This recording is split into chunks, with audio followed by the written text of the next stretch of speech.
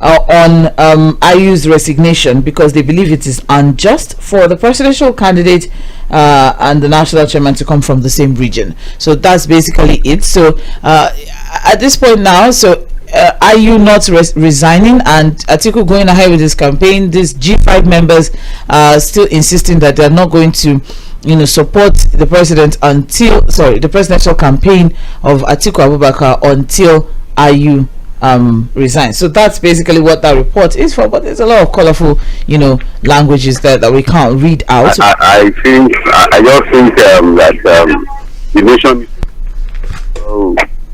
invested in maybe reporting what we already know, because what's the news in this story now? Everybody can break around. What exactly? What's news about this report now? Okay, I thought you wanted to say what's new about the report. I want to say that's it now. What's new and what's even news? What they are right? The visit to make the cover headline.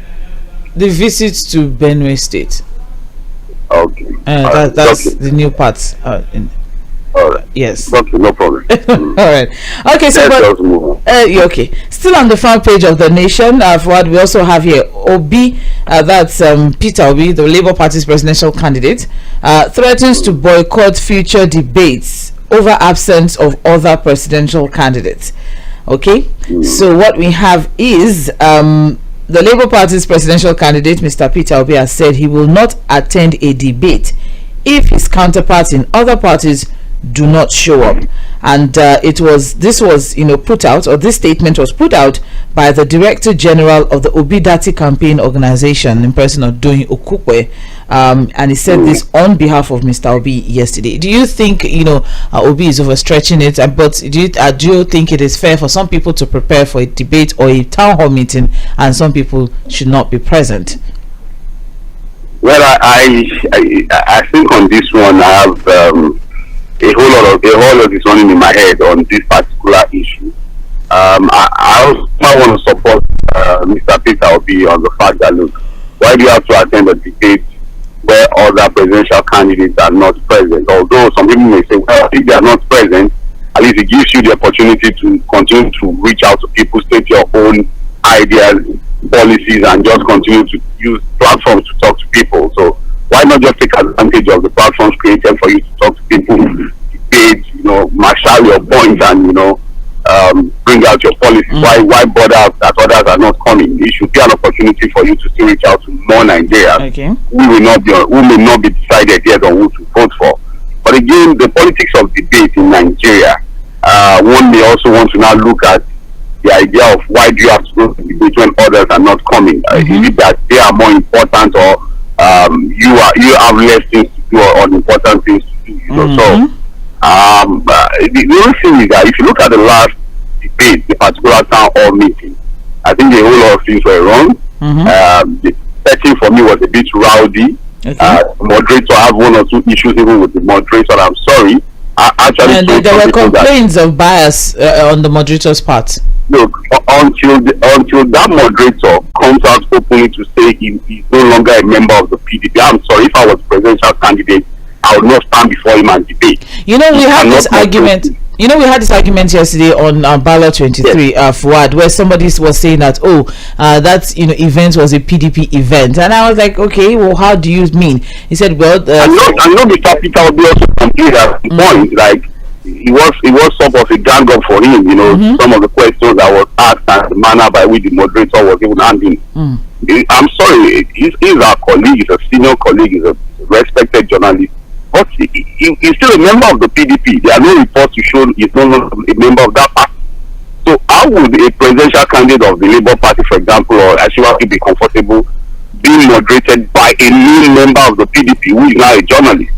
So those are some of the things, it's always good to tidy up these things so that you don't create unnecessary sentiments. So the organizers should have done better with, I'm just saying, if I was a presidential candidate of maybe the Labour Party or the APC, I would not allow the moderator moderate a debate I'm going to participate in, because he's a new member of the PDP. Although he's a journalist, but there's no information to show that he's no longer a member of that party. And then what of his bias? So how is he going to hide his bias? True. And it was obvious. That was why, the whole thing was rowdy, the kinds of questions. We say that even, people cannot read questions and all of that. So when you want to organize the things like that and make people comfortable to attend, it must be seen on the premise of as transparent as possible. And then transparency, yes. All right. Okay. Thank you very much. But I think I've gotten your point as regards, Obi boycotting future debates if other people do not show up. Okay, but more details of that on page 28 of the Nation newspaper. We also have here Ekweremadu knows fate by January 31, and that is also on page 28 of the Nation newspaper. So the court case was actually supposed to be sometime in May, but what we have learnt now is a trial date has been set for January 31, 2023, and although last week also Justice Inyang Ekwo of the Federal High Court in Abuja also ordered the interim forfeiture of Ekweremadu's assets following an ex parte motion filed by EFCC. Okay, and also have Ohaneze also wading in, saying they described the court's ruling as hasty and selective judgment. There's a whole lot of this particular story. I think we should start first with Ohaneze's statement. Do you think that the Federal High Court's order to or forfeiture or interim forfeiture of Ekweremadu's assets, do you think it was a hasty ruling or selective judgment? Well, I don't think we should make comments on judgments in that manner. And again, remember that the case is still in court. The interim forfeiture is while the case is still ongoing. I think Ekweremadu also has the means and the resources to continue to fight his case and battle. It's just unfortunate that he's going through so much at this time. Honestly, I sat back in my office, I think about 2 or 3 years, and I was just watching, who has this man offended? He's facing, he has a UK, this is about 138 days now that he has been in the custody in the United Kingdom there. It's still back the case, it's not looking any good, even the case in the UK. Back home, the EFC getting court orders for forfeiture his property. Honestly, I don't know what exactly to say. I really don't know how to put this into proper perspective. But I just say that, look, may God help Ekweremadu and his family. It's trying time. Okay, well, more details on page 28 of the Nation. The court has fixed January 31 to decide Ekweremadu's case. Hearing has been slated for December 16 and 19, and his daughter has actually been appearing in court with the mom as regards I saw the picture of the daughter and the mom, all looking worn out. You could see the pressure and the stress, right in their face there. So we wish them the best.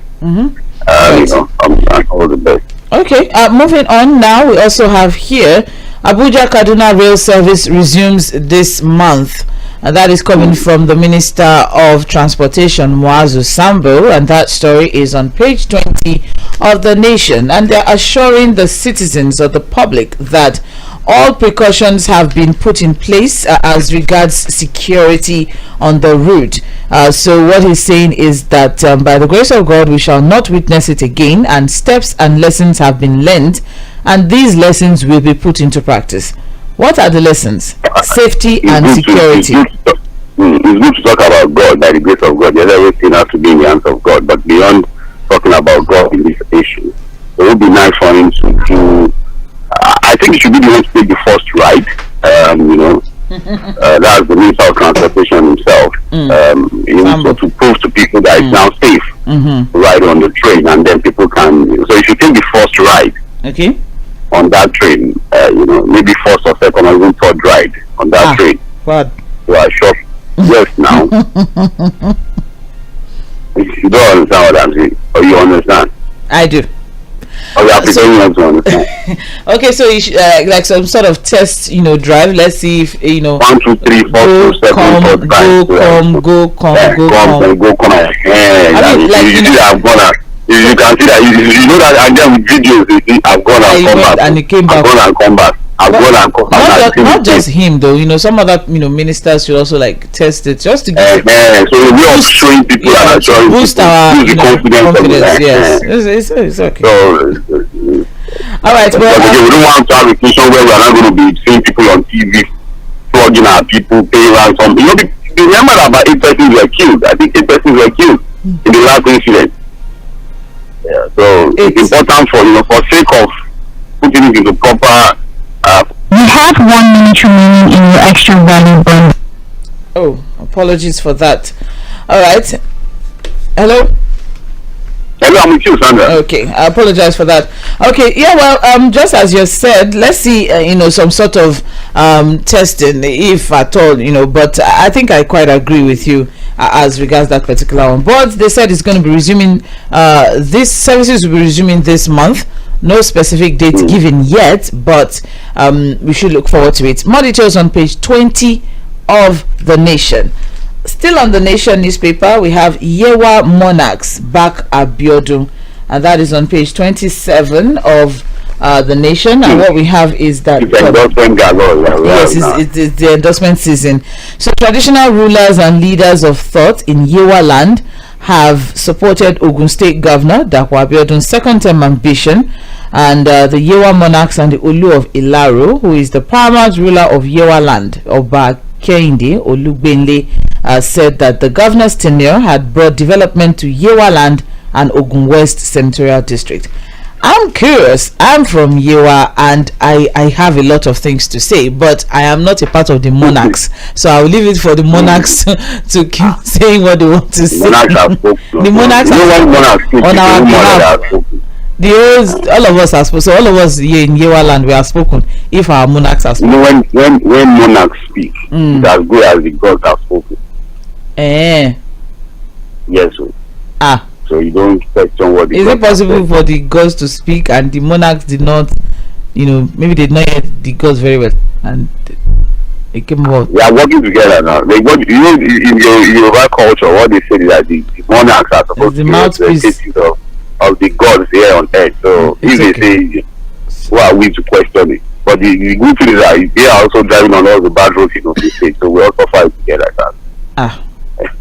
There's no health. You don't understand what there's no health center in my village. I'm just saying. I'm curious. So are you silently trying to question? The monarch. I'm not questioning the gods. I'm just. What I'm just saying is that I know that they are also driving on the bad roads. So everybody is suffering. So we should just leave it. If they are not suffering, so it's okay. Okay. Can endorse. So they can endorse. All right. Then there is no issues. More details on page 27 of The Nation newspaper. Above The Nation now, we have here CJN to election tribunal judges. Don't be reckless. All right. So Justice Ariwola commissioned some tribunal judges yesterday. Yes. And that more details of that on page 5 of The Nation, just for election cases and election challenges. All right. More details on more details on page 5 of The Nation newspaper. We also have here COP27, UN unveils $3 billion plan to achieve early warning systems. It's a very long report. You can get all the details on pages 2, 3 and 20 of The Nation newspaper. That's as regards climate change, by the way, for those who are very interested in the climate change stories. Moving on, I also have here, I will reclaim my mandate. That is coming from Governor Oyetola of Osun State. Okay, and what we have is that Osun State Governor has expressed confidence of reclaiming his mandate, has promised to deliver the state to APC in next year's general elections. All right, and let's not forget that he lost the governorship election to the PDP in July. But as it is now, there's a lot that is happening in the PDP, but that should not, in any way concern the governor of Osun State. I thought, by October that there was going to be the handover, though. That was what November this month. Yeah, the case will continue. The case will, even after handover, the case will still go on. Remember, they are still at the tribunal. Most likely they will get to the appeal court and then the Supreme Court. So whatever Oyetola is saying, when they are on campaign grounds, they are supposed to say these things to reassure your supporters and continue to bolster the confidence of your base. So it's not a new thing. It's not anything would always want to report things like this. So whether it's really within his mandate or not, the case is in court to continue to follow it. Okay, all right. As far as the mandate is still with Adeleke now, he's the governor elect, and he will still have to hand over to him for. He will still have to handle. That's where I was going. Okay, well, more details on page 27. Finally, from the Nation newspaper, $50 million Gavi grant for 8 states to strengthen vaccination. Okay, and that is on page 5 of the Nation. Basically, what that report is saying is that Gavi, the Vaccine Alliance, is providing $50 million to 8 states to reduce death of children from vaccine preventable diseases and also further strengthen the primary healthcare system across the country. So the 8 states that are under review, we have Bayelsa, Gombe, Jigawa, Katsina, Kebbi, Niger, Taraba, and Zamfara. So basically that's the northeast. Okay. Where? Sorry, Kebbi. Kebbi. That's the northwest. Northwest. Okay. Northwest. Yeah, northwest. Kebbi, Jigawa, Taraba. Yes, that's northwest. That's northwest. Taraba is north central. Oh, okay. All right, but majorly from the north, but we also have Bayelsa, south. So those are the 8 states that they're going to be focusing on to strengthen vaccine and any disease that could have been prevented with vaccination. That's basically what they're doing, thankfully. And that is all we have from the Nation newspaper. You're listening to Trends in the Papers on Mainland 98.3 FM, and we're looking through the front pages of our dailies. And now we're moving on to the Guardian newspaper. The major headline coming from the Guardian is 2023 G5 PDP governors not relenting in fight with Ayu and Atiku. So we have riders here, quite a lot. Autumn, well, the rider, I'm reading it exactly as reported, so I shouldn't be quoted, as reported by the Guardian newspaper and as said by Autumn. Okay, so the Guardian is also not, and as reported by the Guardian newspaper. And as reported by the Guardian newspaper.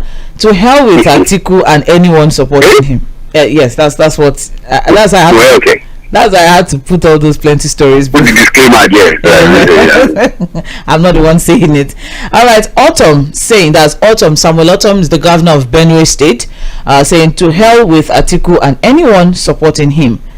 Benue Road leading to Ayu's is very strong. I also saw it in the Nation, but I just tried to wave it over. But this is I saw it somewhere again. I said okay, there's something happening here. Okay, well we also have another rider here. Benue Road leading to Ayu's house named after Wiki. So when you are going to Ayu's house, you have to mention Wiki. This politician will not kill you. You see the problem.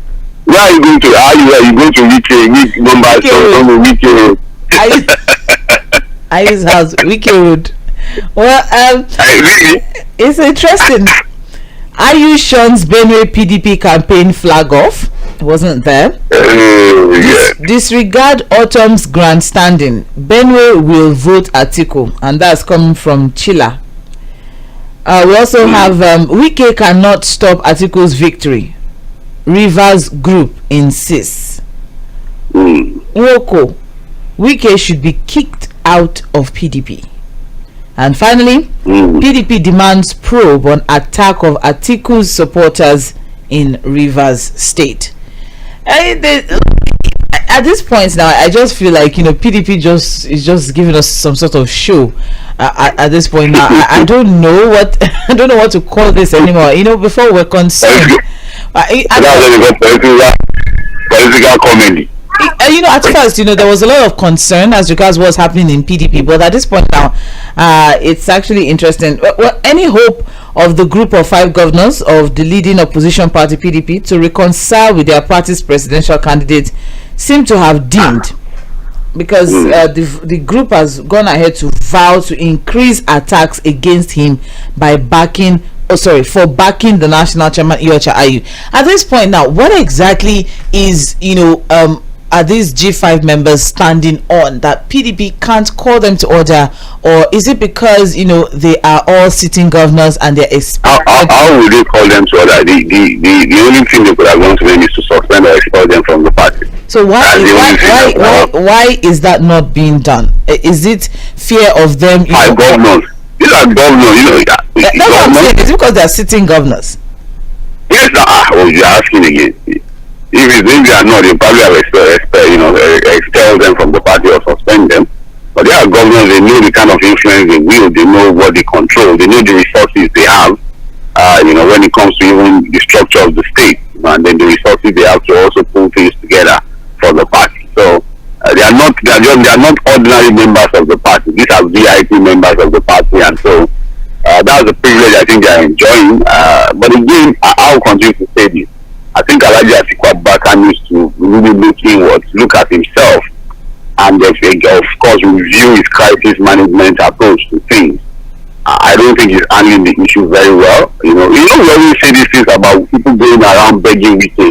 And there was a time we asked that why can't he even beg ICE? Okay, for the sake of peace, can he sacrifice this position? If this is the only thing these guys are saying at this time. So why can't they beg ICE? It's okay for the sake of peace. You are a leader of the party, you are an elder statesman. Okay, if these 5 governors are saying, how you should go, okay, I'm going to do my position for the sake of peace and unity of the party, and then let now see what the governors will say again.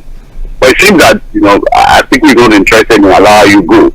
And then again, I'm not a member of the PDP. I'm not a politician. They understand things we don't understand, so we just leave it at that. Well, more details. Yes, PDP is I don't know. More details on a roller coaster. A roller coaster of crisis. More details on page 6 of the Guardian newspaper. Moving on now, we also have here, stop 2023 elections. Politics not solution to Nigeria's problems. Okay, that is a major. Okay, and that's coming from Ogbimi. That's a professor of technology management at Obafemi Awolowo University, Ile-Ife.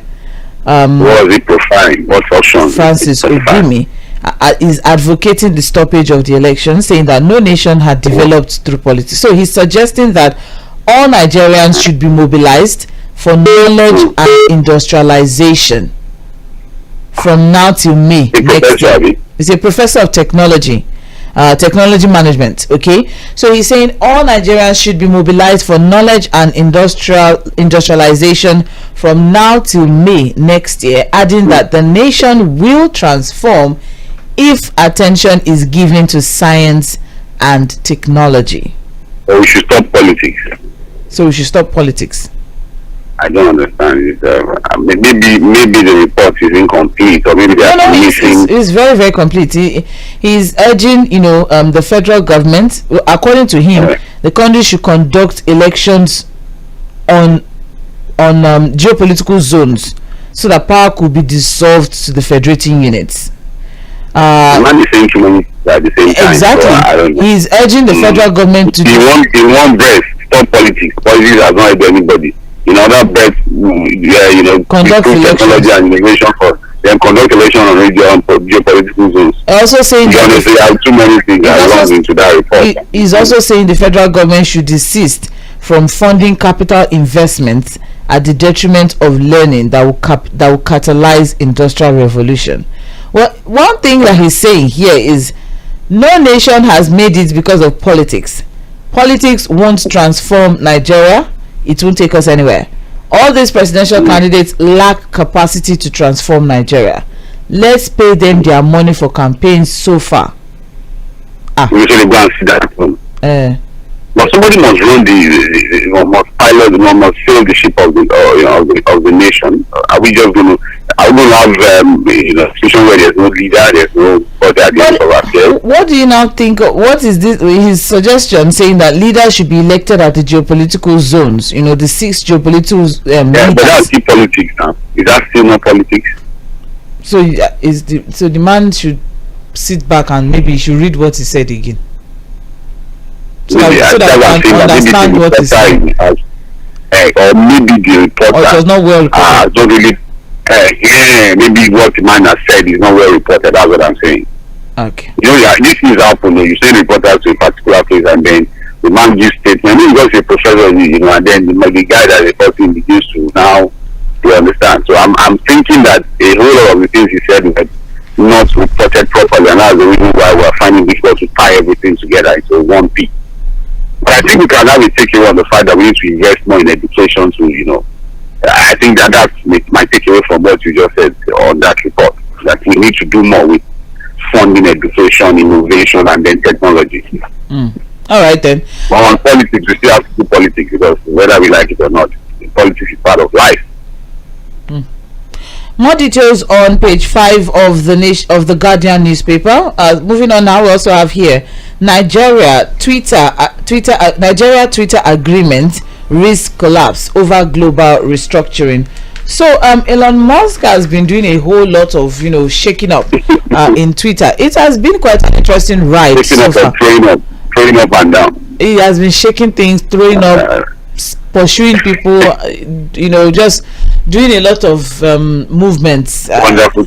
Upward movement, downward movement, a lot of wonderful things, that exactly as you have said, in Twitter. So but now the agreement that was reached, you know, by the federal government of Nigeria and management of, you know, Twitter about 10 months ago, you know, that made us come back from our Twitter suspension, Twitter ban. Yes, maybe heading for the rocks as it is following this acquisition, and with Musk now firing thousands of employees, including top management staff of Twitter. So the agreement now, what do you think the agreement is going to where do you think the agreement is going to go? And let's not forget what led to Twitter ban in Nigeria. And you know, there's this new rule now, $8. You pay $8 for any.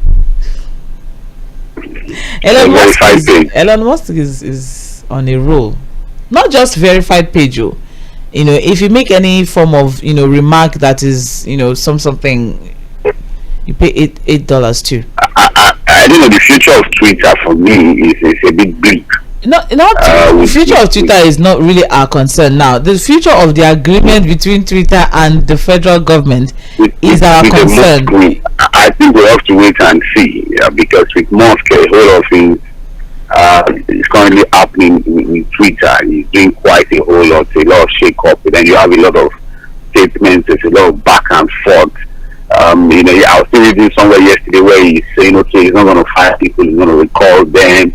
So it's not completely clear what if you have such an unstable personality in Elon Musk, you know, as the owner of Twitter now, I think the best thing to just do is to wait and see what happens with that agreement. Well, as it is now, part of the people that were sacked, you know, was the African team of Twitter that's based in Accra, Ghana. And this particular African team, they were actually, you know, very instrumental and strategic in the agreement signing. Yes. And you know that there were also talks that the firm was supposed to actually open the Nigerian office in the first quarter. But now with the sacking of Africa's team, there are even indications, or there are thoughts out there that the African team may even be totally scrapped, you know. Not just that. I think we should just wait and see, Sandra. It's too early to say what will happen to whether the agreement will be honored or not. I think Musk is still settling down as the owner of Twitter. He's doing quite a lot of restructuring. So I think we should just wait and see what becomes of that agreement. That's the best I can say. Okay. All right. More details on pages 6 and 23 of the Guardian newspaper. That's as regards Nigeria Twitter agreements, and of course Elon Musk. Also, Jack Dorsey recently, that's a former Twitter owner, opened, you know, his own new social media site, social medium. It's actually an interesting one. Let's keep, just as Fuad said, we'll keep, you know, watching. All right. We also have, still on the front page of the Guardian newspaper, petrol may hit 250 naira per litre despite 4 trillion naira subsidy. So IPMAN, that's Independent Petroleum Marketers Association, are saying that depot price is now 190. So if the depot price is edging towards 200, 250, that's basically what we're saying. So if we're paying the original price per litre of PMS, what is the subsidy? What's the subsidy payment for? Well, I'm sure if you ask NNPC, they're going to do calculations to show what the subsidy is helping to take as part of the excess. They might tell you that, look, if not for subsidy, we should be buying at maybe 250. We'll ask question. We should not ask questions. And ask question. So per liter. Do you know states in the country right at daily at 165 or 170 per liter? There are states, there are parts of the country standard that apart from this particular report, petrol has always sold for 200 naira, over 200 naira per liter because of issues of maybe transportation, only issues, bad roads. Yeah, I'm telling you, insecurity. So it's not even across your country that we sell at the normal price. So it's not for to those kind of people. This is not even news, and so that's why you might even question the idea of subsidy or no subsidy at daily consumption and all of it. So if it goes up to 200 naira in Lagos, for example, in those areas it will go to 250 or maybe 300 naira. So we don't even have a minimum. Where is the official price? But the fact is that there are parts of the country that flood naturally sells for above the normal price because of a whole lot of issues. Well, and again, one of these, what this brings to us again is still the issue of importation. We are still talking about it and continue to talk about it. Since the government has refused to do the right thing. Well, as it is now, there are also in reports that there are some others who are actually buying a liter at 500 naira per, from some black markets sold in kegs. So I don't know where we are headed, especially with subsidies still in place, despite a 4 trillion naira subsidy that has put our budget into deficit. We are going where we don't even know. We don't know. And that's the fact. All right, well, more details on page 3 of the Guardian newspaper. Now we're moving quickly on to the Punch newspaper. You're listening to Mainland 98.3 FM. It's trends in the papers. All right, the major headline from the Punch: 2023 elections, INEC laments tough times. And the riders to that, we have flood overruns 20 INEC buildings, chairman seeks new offices. Agencies grapples with 600 cases in court, wants new equipment. All right, so as we go forward and move on to the 2023 general elections, of course INEC is at the forefront as the main body in charge of elections in the country, and they are expressing concerns about the challenges that they are facing as they are preparing for the elections, especially with the recent flooding across the nation that has destroyed no fewer than 20 of their offices across the country.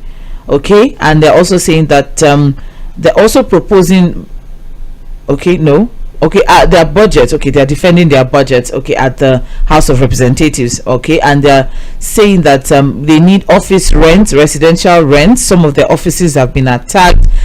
Some of their offices were burned recently. They have 20 offices, that are in serious flood situations. In some, they say they can repair, while some they have to repair, not just repair, but also replace and buy damaged or lost equipment. All right, and with this now, that's why because they're trying to defend their budget, adding some more funds to it. So that's basically what this report is saying. All right, and they're saying that some of the progress referred to by the chairman of this committee owe a lot to the new Electoral Act, but there's still a long way for them to go. It's a very long read, though. They're also requesting for more police equipment, although ahead of the elections, the Inspector General of Police has already ordered the distribution. They received some equipment recently that we had that conversation. So now they're already discussing distribution of these equipment to support the election process. Okay, but INEC requesting for more funds now as they prepare for the elections is a serious thing of concern, a case of concern for the country. Hopefully, they'll be able to get that which is needed for us to have what we desire: a free, fair and credible and secured election. Thank God INEC is speaking up now. I'm speaking out. The chairman is talking now so that we can quickly resolve some of these issues. Renting new offices. Lucky, thank God that I think we don't have essential materials, sensitive materials that distributed already. That would have been a big one if the flood had destroyed some of these materials. Offices, I'm sure we can always make arrangements for temporary offices. I'm sure state governors can assist. Maybe provide local government secretariat offices and places to do some of these things. Although, for sake of independence and you may want to, the idea of having INEC offices in say local, they may go out against it. But actually, we can quickly sort those things out before the election in February. All right. Well, more details on page 2 of the Punch newspaper. Okay. Moving on now, we also have here terror. UK wants citizens to avoid 22 states. That's still on insecurity and whatnot. Although they've removed Abuja from the list, they've removed Abuja. I say okay, but the warning is to their citizens. I really hope that this is taken into context and is understood properly, unlike the brouhaha that we had some weeks ago. All right, but just avoid 22 states, because even if UK does not say it, the issue of kidnapping and whatnot in a lot of roads right now, especially as we are going into the Yuletide season where there will be a lot of traveling this season. So it's I don't know, I see it as a precautionary measure. But what are your thoughts? Well, I think it's important that we also, when such travel warnings are given to citizens like that, yes, it's for their own citizens, but I think we also have to look at it and see what we can also do with it. It's clear that I think we've done the review several times, Sandra, and the best I've said is that people should be careful. People would naturally want to travel. This is December. A lot of our Eastern brothers, of course, would want to go home and all of that. I think what people should avoid as best as they can is this night travel. That's for me. That's the best advice that we can give to anybody. Okay. Avoid night travel at this time. Even Lagos Ibadan Expressway, we've gotten reported cases of people being attacked.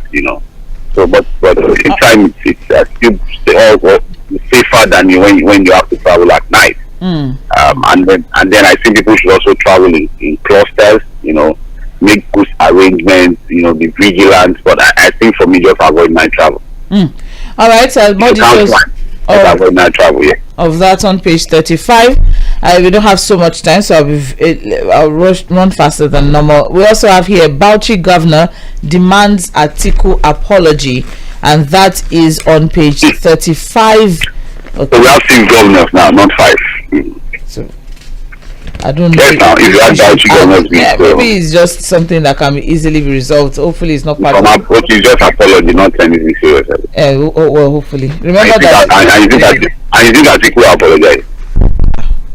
Well, the Bauchi State Governor, Senator Bala Mohammed, has said the presidential standard bearer of PDP is sidelining him and has threatened to teach him a lesson for contesting against him. No, wait, hold on. Let me tell you who the him and the him is, so that him and the him who is teaching who a lesson, so that you can have better understanding. So what we have is that that Atiku is sidelining Bala Mohammed. That's what Bala Mohammed is saying, and that yes, and that he will teach him a lesson for contesting against that. Atiku is wants to teach him, that's Bala Mohammed, a lesson for contesting against him, that's Atiku, in the presidential primaries. It's a lot of story. We don't have so much time, unfortunately. I don't know what PDP is. The hole is just getting wider and wider. Yes, in the PDP, but there's not been any reports of an alliance with the G5 and the Bauchi State Governor. But more details on page 7. This kind of thing. You see what I've been saying. I come. Drag him to their side. More details on page 35. We also have LASMA can't arrest motorists on roads without signs. And that's coming from the commissioner. There's a whole lot of stories here that unfortunately we will not be able to take. We weren't even able to touch Vanguard at all. That's just how beefed today's reports or trending stories were. But stay with us. We'll take a short break. We'll be back by 8:40 to talk. Pick one or two focus for the morning, and let you be a part of the conversation. You're still on to Mainland 98.3 FM. We'll be right back.